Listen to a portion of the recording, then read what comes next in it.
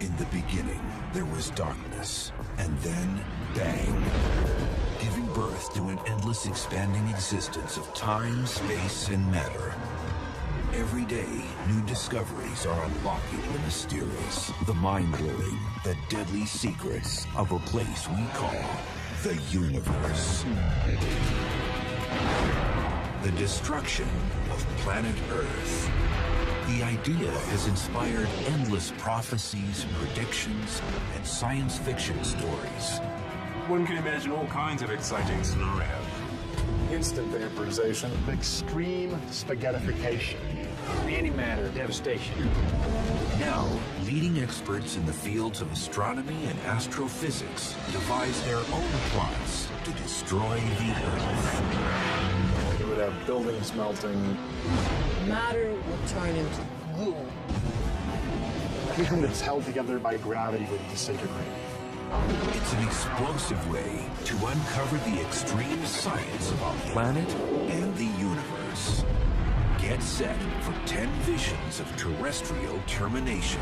10 ways to destroy the Earth. Don't try this at home.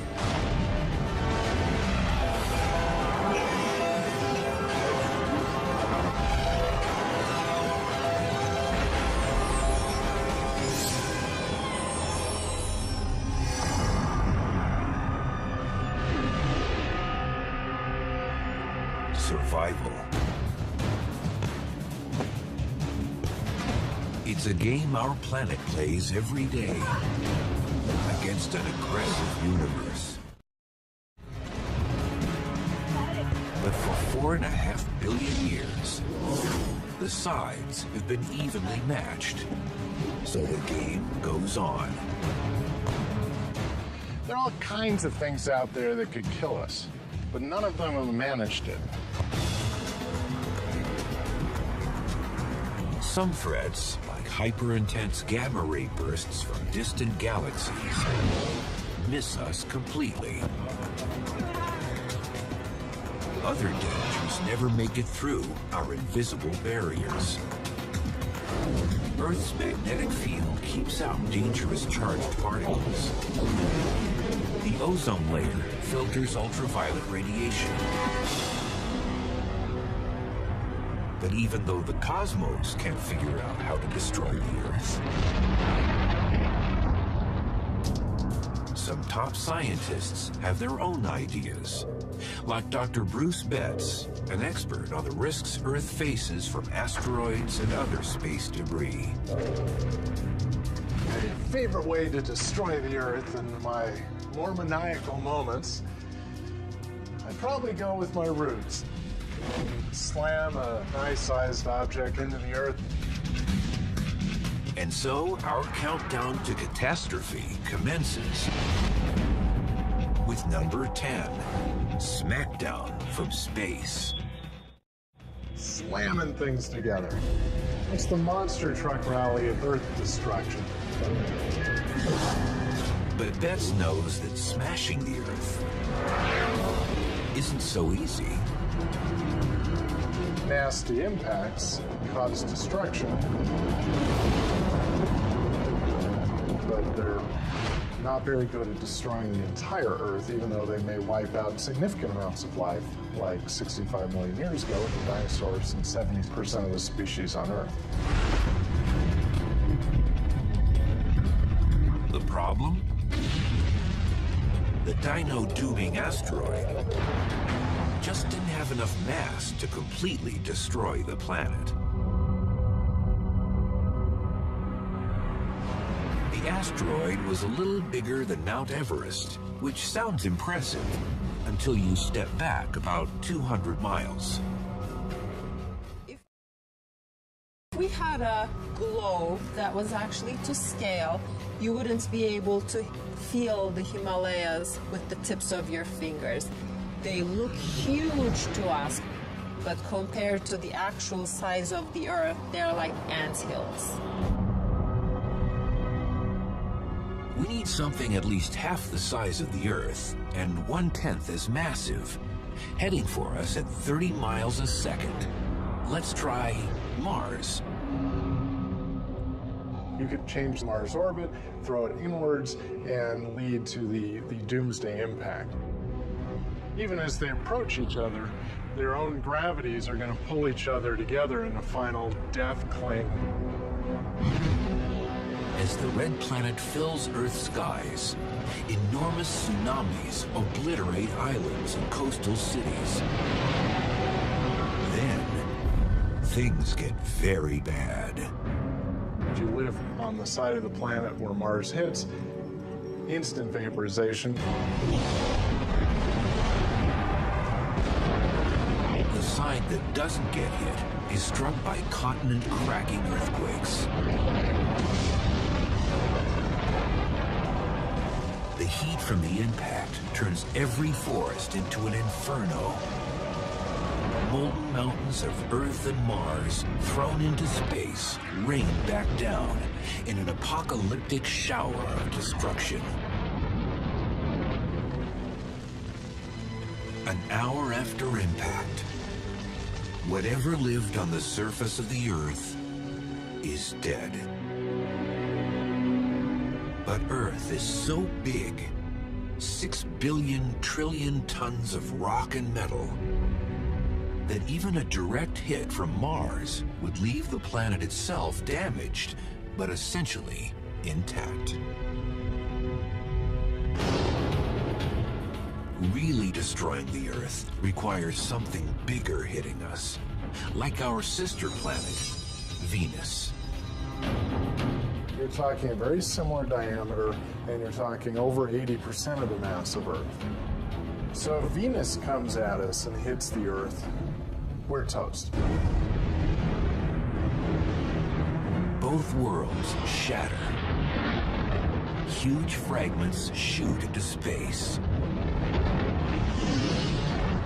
But planetary rubble will also fall back and coalesce into an Earth-Venus amalgam, bigger than either original planet and as dead as the Moon. Definitely a good way to destroy the Earth. But how likely is it? 4.5 billion years ago, something as big as Mars did hit us. The early molten Earth was still cooling when a smaller planet struck us hard. It's like a ball hitting in the sand, knocking a bunch of particles. The object blew off part of the Earth's crust and formed a disk of debris around the Earth. From that debris, the Moon formed quite shortly thereafter.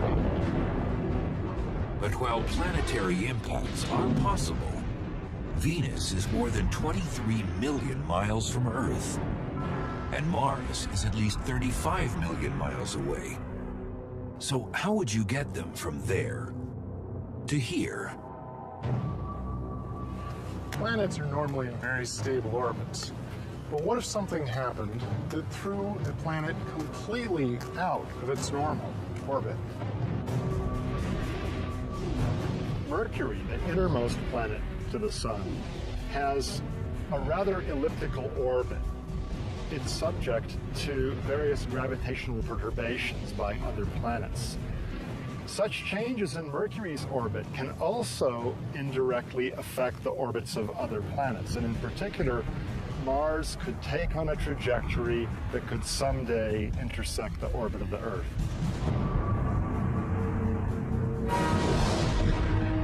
Some say the odds of a real-life Mars-Earth collision are 1% over a period of 4 billion years. Not likely enough to worry about, but not impossible. Imagine that there's a single fly in this entire stadium, and it's flying from goalpost to goalpost. If I just go like this with my hand, what are the chances that I'm going to catch that fly? You wouldn't say it's 0, because there is no real reason why it can't happen, but you would say it's extremely small. Planetary impact is one way to destroy the Earth, but we're just getting started. Now, if you want to have a longer, slower, more painful process, then perhaps you end up having the Earth's orbit modified somehow so that it ends up moving outwards from the sun. Welcome to the number 9 way to destroy the Earth, the Big Freeze. Under normal circumstances, our elliptical orbit takes us 3 million miles farther from the sun in July than in January. The reason it's warm in July north of the equator is because that's when the northern hemisphere tilts towards the sun. If we spun the Earth away from the sun at 3 million miles a year, the journey wouldn't be instantly fatal. If we move a little bit, we can deal with it. We wear more jackets. If we keep moving farther out, then things start to get ugly. At almost 200 million miles from the sun, the light is only about 1/3 as bright. This would kill off most crops. The whole food chain would be broken down if the Earth were to go zooming away from the sun. If you really play this game, if you get out at the orbit of Neptune, say, you might start freezing out most of our atmosphere. A nice day is 350 degrees below zero. Nothing survives on the icy surface. The oceans are frozen graveyards. But 2.5 miles below the surface, the water is still liquid, thanks to the heat from undersea volcanoes. Sulfur hydroxide from these hydrothermal vents will continue to feed large tube worms and other exotic forms of chemosynthetic life. Continuing heat from the Earth's core may also help humanity survive in cities below the surface. Mankind is a very resilient species, and if the Earth were spiraling out on this freezing death orbit, then I think it's very likely that we would find ways to dig in underground. You could use the geothermal energy to convert some of the frozen materials back into the liquids and turn some of the water into oxygen and gases that you need. Subterranean farms might support a few million people. It might not be pretty, but the planet, and at least a fraction of its people, could survive. But that's not the case with the number 8 way to destroy the Earth, zooming toward the sun, and the Big Burn. Imagine getting 3 million miles closer to the sun every year. The term global warming doesn't even begin to describe the situation. Liquefying polar ice caps? That's just the first few years. The sea level may rise 200 feet, but all that water is about to turn to steam. If you move to where Venus is, 1/3 of the way in towards the sun, you're going to get to the point where you start losing the liquid water and it's going to be going to vapor. You end up having a carbon dioxide atmosphere, and you have a massive greenhouse effect, and you end up with a hotter surface than you even would if you had no atmosphere. From Alaska to Australia, the average temperature is 900 degrees Fahrenheit.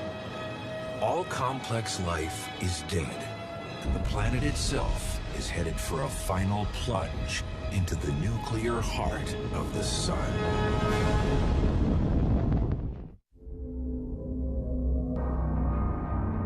Astronomers and astrophysicists have come up with 10 ways to destroy the Earth.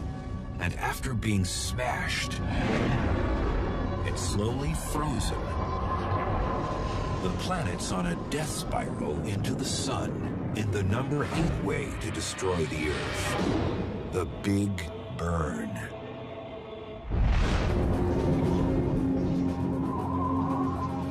Dead, barren, and choked with greenhouse gases, the Earth is now just a few million miles away from the star that once gave it life. Eventually, all that we would have left would probably just be a big ball of burnt, charred cinder that's moving closer and closer to the sun. And as you got really close to the sun, even that would be vaporized away. The vapor is going to be moved away by effects like the solar wind. You're going to strip it off. And I suppose for some brief period it would look like a comet. At last, only the core remains.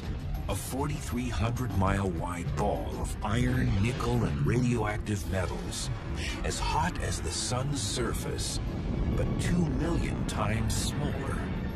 And that's what would end up actually colliding with the sun.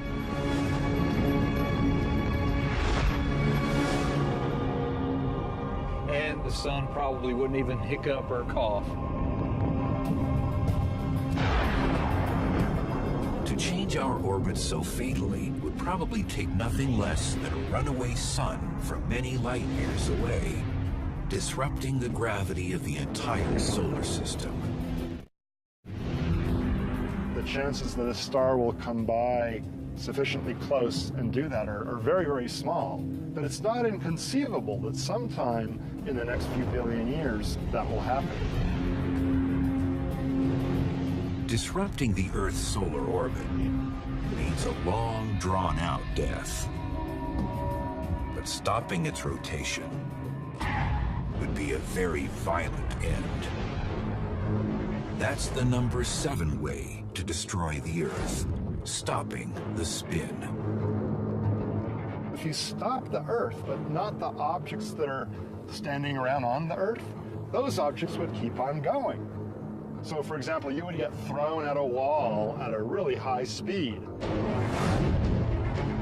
The Earth is moving about 1,000 miles per hour. And if you suddenly stop, the atmosphere wouldn't necessarily stop with it. And so instantly you would have 1,000-mile-an-hour wind everywhere on the planet at once. At the exact same time, vast amounts of built-up rotational friction would be released as tremendous heat. You would have rocks melting, you would have buildings melting. Soon, the Earth would be a dead world orbiting the sun. Our day-night cycle would be dictated by the year, the time it takes for the Earth to orbit the sun. And a day would be half a year long, and a night would be half a year long. One side would absorb the sun's heat for 6 months at a time, while the dark side would lose heat. There would be 2 seasons, bad and worse. This difference between the hot side and the cold side is going to end up creating massive wind jets streaming from one side to another, massive convection currents.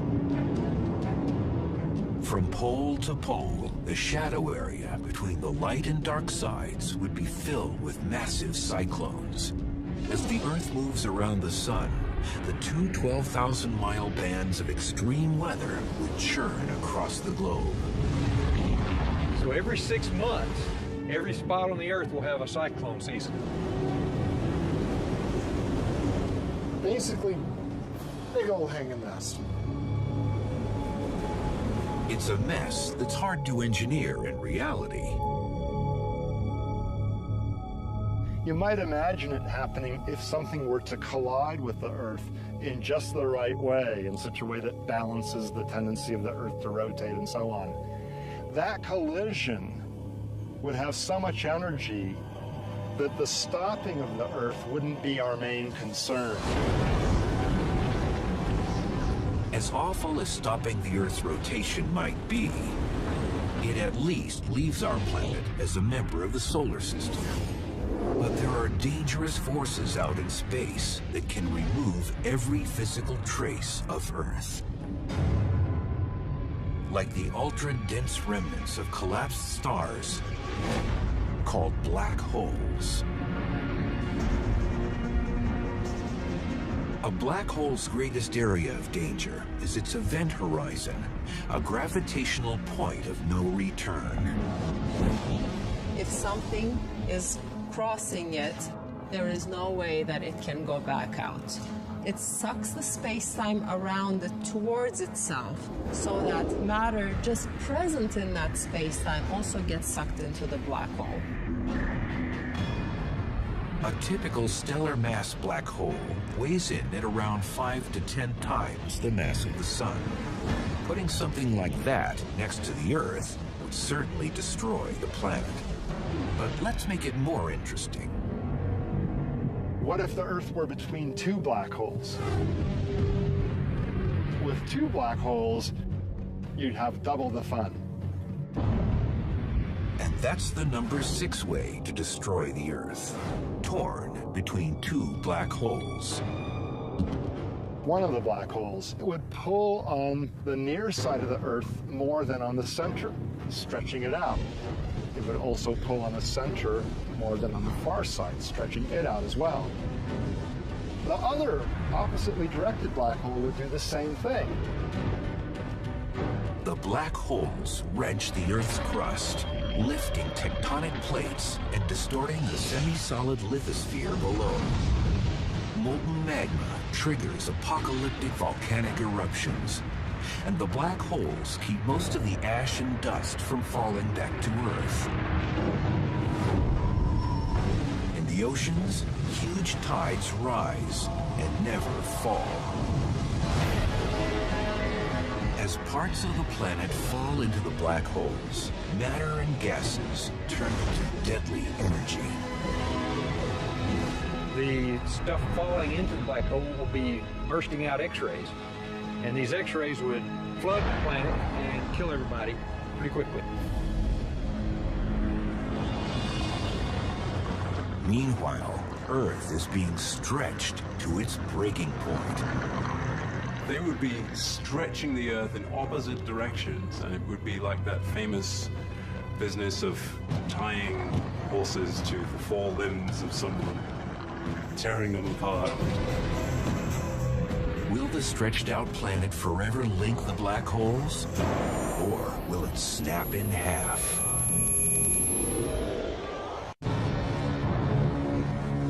On the list of 10 ways to destroy the Earth, number 6 finds the planet in very bad shape, torn between two black holes.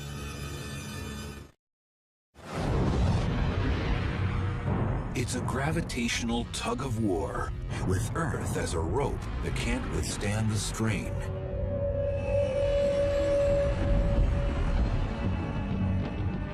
You would have a case of extreme spaghettification.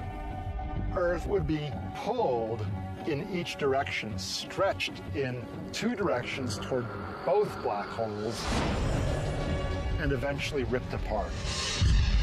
And then those pieces would get ripped apart. And those pieces would get ripped apart.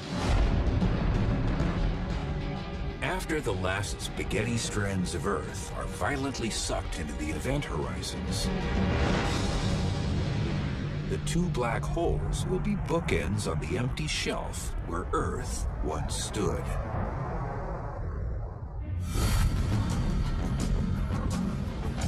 It's comforting to know that the odds of being stretched between two black holes are slim to none.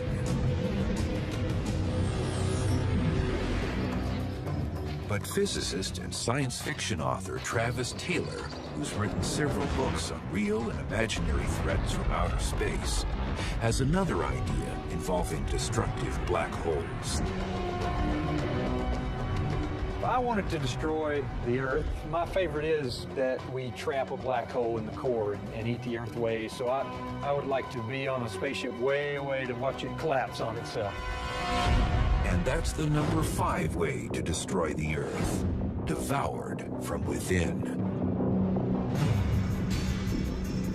A stellar mass black hole would do the job quickly. There are other intriguing possibilities. So, what else can we think of? Well, maybe the black hole is the size of my earring. A black hole that size would have the same mass as the Earth itself. Let's take the miniature black hole and drop it through the North Pole. Assume the speed and angle are just right to have it end up rotating in the center of the Earth. Right away, we'd know something was very wrong.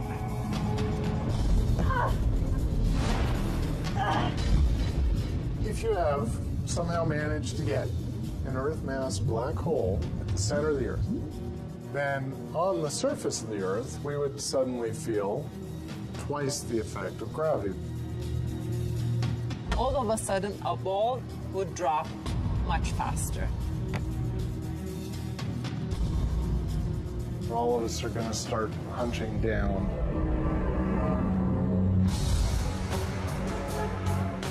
While all living things struggle helplessly, the miniature black hole is sucking in matter.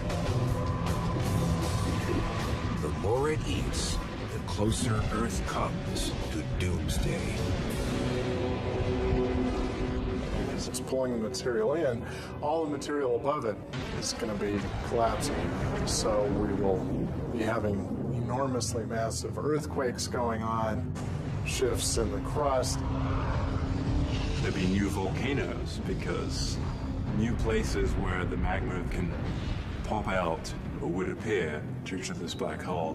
So one can imagine all kinds of exciting scenarios. After months of increasing cataclysms, the finale will take less than an hour.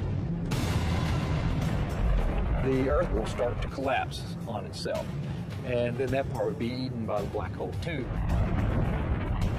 Perhaps the Himalayas will be the last place on Earth to survive before they too fall through the event horizon to disappear forever.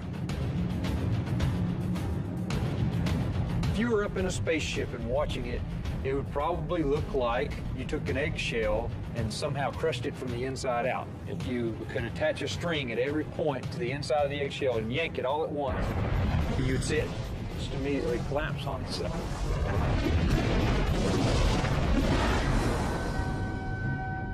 All that would remain is the black hole. The mass of the Earth would just exist now inside that black hole. No one has ever found an Earth mass black hole. Normal black holes only form from the supernova death of stars that were at least 10 times more massive than the Sun. But black holes with 1,000,000 times less mass might be out in the universe. According to one hypothesis, shortly after the Big Bang, there was so much matter packed so densely together that millions of miniature so-called primordial black holes could have been formed without the need of dying stars. We don't know of the existence of such black holes, but they could exist and they could devour the Earth. Probably we don't want to go and find one of these just to try it out. But could we create a mini black hole right here on Earth? Perhaps with a particle accelerator like the Large Hadron Collider in Europe? That's what Justin L. from Salt Lake City, Utah wanted to ask the universe. So he texted us. Can a super collider cause a black hole? Justin, great question. A lot of physicists would like to know whether the Large Hadron Collider will produce mini black holes. In principle, it can, if it compresses a lot of material into a sufficiently small volume, then it'll produce a black hole. But don't worry, such black holes will quickly evaporate and they won't devour the Earth. In space, the destructive power of black holes comes from their irresistible gravity. But a lack of gravity could to be even more dangerous for the Earth. That's what intrigues astronomer Alex Filipenko, whose groundbreaking studies of dark energy and the acceleration of the universe have inspired his own vision of doom. Perhaps my favorite way to destroy the Earth is through a disruption of what we call gravity. And that's the number 4 way to destroy the Earth. Turn off the gravity. Everything we do depends on a balanced relationship with gravity. But what if gravity decided to end the relationship? Without gravity, what goes up will never come down. Airplanes will never land. Trees are rooted to the ground until the ground comes apart. And all that is just a warm-up for the real disaster to come. Earth itself would begin to break apart, piece by piece. It seems impossible, but could gravity really be switched off? Incredibly, the answer is possibly. In the future, gravity may cease to exist.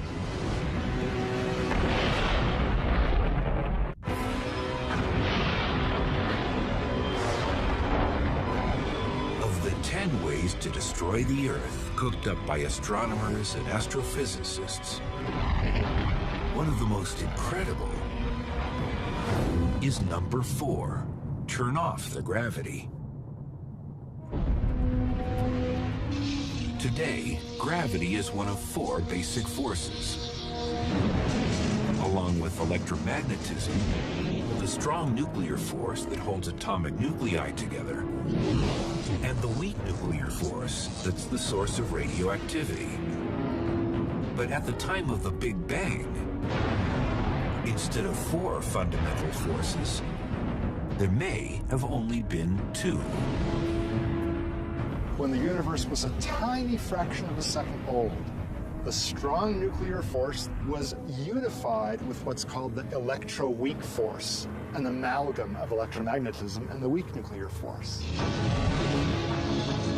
That united superforce may have created a super energy that could have caused an almost instantaneous expansion of the universe, called inflation.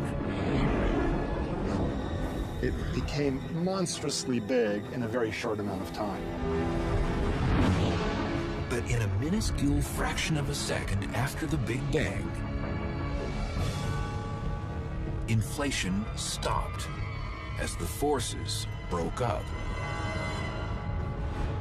The strong nuclear force split apart from the electroweak force, becoming 2 different manifestations of this previously unified force. If a seemingly unified force could split in 2, can it happen again with gravity? This terrifying possibility can be represented with a simple coin. A quarter has 2 faces, but if you impart energy to the coin by spinning it, the 2 faces seem to merge. You see neither heads nor tails distinctly. Now, eventually, that quarter loses energy and it lands either heads or tails. 2 distinct outcomes, neither of which look like the spherically symmetric spinning quarter. In the same way, the symmetric gravity right now could someday split into 2 different aspects. Each of these 2 new forces would behave in a way distinct from the current behavior of gravity. Everything that's held together by gravity would disintegrate. And that would spell doom for us on Earth. Human bodies would remain intact because they're held together by electromagnetic forces, not gravity. But everybody on Earth would fly up to suffocate in space, while the Earth itself would come unbound, no longer held together by gravity. Jupiter and the other gas giants would dissipate. The Sun, whose gravity once spun the planets like balls on strings, would fly to pieces. Most of the Sun is all big hot ball of gas anyway, and it's held there by its own gravity. So what you would probably see is a star drift away rather quickly. The sun wouldn't be held together, the galaxy wouldn't be held together, everything would be drifting apart. The Earth would be just random particles in a small corner of a universe of cosmic dust. That would be a pretty amazing ending. Of course, there is another way to take the Earth apart. Blow it up. Easy? Of course not. But there is a way. Create an antimatter devastation bomb of some sort. That's the number 3 way to destroy the Earth. Antimatter annihilation. And it's the first choice of astrophysicist Clifford Johnson. The antimatter idea just has a certain beauty to it. It's just the sheer terrible beauty of a really dramatic explosion from the inside.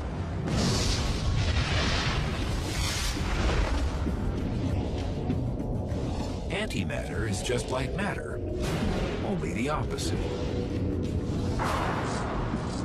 And matter and antimatter destroy each other in a blaze of glory.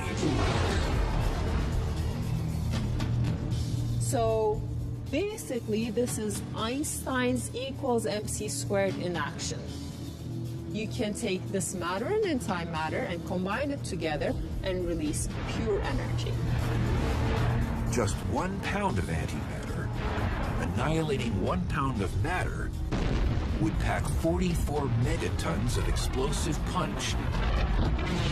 As much force as a thermonuclear bomb. But destroying the Earth would take a lot more. According to some estimates, you'd need at least 100 trillion tons of antimatter. So thinking of the size of the stadium, we would have to fill millions of stadiums with antimatter before it could interact with the matter on Earth to actually release enough energy to unwind it. But if you really want to try, there's an antimatter factory just 93 million miles away. When enough magnetic energy builds up in the nuclear furnace of the sun, it's released in an explosive solar flare. A big flare can generate as much as 2 pounds of antimatter. Contact with matter destroys the antimatter almost instantaneously, but there are ways of containing it. You can suspend it without touching it by using various kinds of electric and magnetic fields. So you can keep a quantity of antimatter suspended indefinitely. So all you have to do is collect and store antimatter from around 100 quadrillion solar flares. Once you've got your 100 trillion tons of antimatter, just transport it to Earth and turn off the electromagnetic field so it can come in contact with normal matter. Maybe put it at the center of the Earth somehow, and then let it do its thing. It'll explode outward and simply rip everything apart. But while an antimatter explosion would be instantaneous, collecting all that antimatter would take tens of billions of years. We only have so many solar flares a year. It would take many, many, many years to capture and store enough antimatter to really create a very appreciable sized bomb. Physicists know that antimatter isn't the only type of particle that could liquidate the planet. The number 2 way to destroy the Earth is a case of destruction through transformation, transformed by strange matter. This is big trouble that starts at a tiny level, smaller than protons and neutrons, in the weird world of quarks. Particles with names like up, down, and strange. Try not to get hung up too much on the semantics of what a quark is. You might want to say it's a subatomic particle, a thing that makes up the other things. Some physicists theorize that an equal number of up, down, and strange quarks would make up a strangelet, a particle of something called strange matter. What makes it so strange is that it might change the physical nature of whatever it touches, like ice cooling the water around it, only far more extreme. They like to turn other things into strange things. They like it all to be strange. Imagine everything on Earth and the Earth itself turning to inorganic mush, all because of a subatomic strangelet. Fortunately, there aren't any strangelets on Earth. But inside the collapsed suns called neutron stars, it might be possible for the immense gravity to press together up, down, and strange quarks into strange matter. We are getting very close to the answer. We might know in the next few years. So if you did find a microscopic lump of strange matter in a neutron star, somehow got it back to Earth, and dropped it, say, on the top of the Empire State Building, what would happen? A, nothing, or B, All these strange quarks could change the state of matter here on Earth. a chain reaction has begun. The strangelets are reacting with ordinary matter. The Earth is changing. But into what?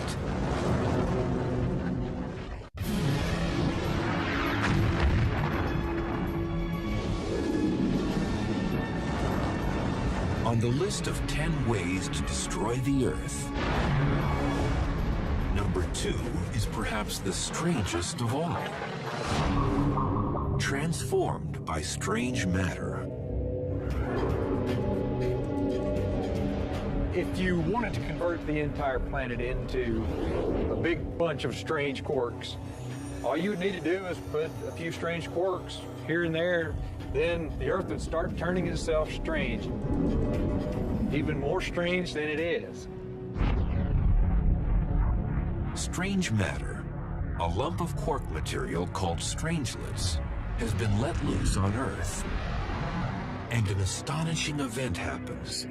The first thing it touches turns to strange matter. Then the next thing. Pretty soon, you would be a strange version of yourself. Even when we look at subatomic levels, just at the nucleus, there is a well-defined structure. We can tell apart protons and neutrons, etc. But if you lost that structure, then matter would lose the shape that we know of. The unique orbits and numbers of particles that make up the individual elements now form an undifferentiated mass. Everything becomes the same strange matter, from atomic nuclei to monuments and mountains. And whatever is alive dies. And once it starts, this transition would be fairly rapid. It would be like dissolving something into one huge glob of matter. It would turn into just this goo, this soup of quarks. You could end up converting the entire Earth into one big piece of strange matter.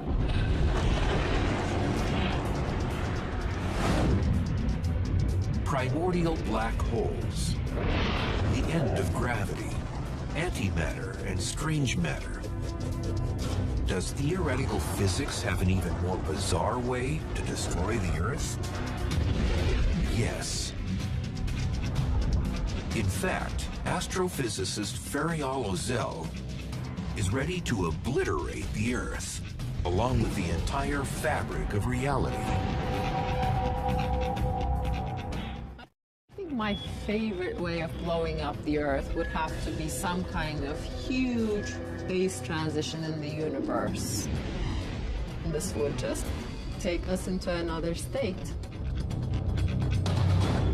It's the #1 way to destroy the Earth when parallel worlds collide. It starts with another science fiction staple that many physicists now take seriously. The existence of other universes. It's possible that there are Earths in other universes. Think of our universe as a two-dimensional sheet which exists here. And moving around in the sheet is like moving around in our 3 spatial dimensions. But then you can move in this other direction, which is sort of off the sheet. And there's another sheet there, and that would be a different universe. Our universe would be just like that one, perhaps, or maybe slightly different. But it's very important to realize that we shouldn't have these two things collide into each other. Imagine that our universe is a piece of paper, like this. Then a nearby universe would be this piece of paper. Now, if the two pieces of paper were to collide, you could hear that energy. Now imagine 2 sheets of paper the size of a universe colliding. How much energy would be imparted at a collision like that? If we somehow did make contact with a parallel universe, it could be the last thing we'd ever know. It would not just destroy planets, it would destroy solar systems, galaxies, clusters of galaxies. It would destroy everything. It would be the end of this current universe. But is it possible that the end of everything is the beginning of everything else? If one Big Bang created our universe, then another Big Bang could start the whole thing over again. It might create another universe. And maybe this most incredible of doomsday scenarios is the only one that's already happened. The Big Bang came from the collision of such a pair of universes, perhaps. So maybe it's going to happen again. And if it does, then after about 10 billion years, Maybe there would be another Earth in another universe. we've seen the Earth destroyed by sudden impact, bitter cold, and vaporizing heat.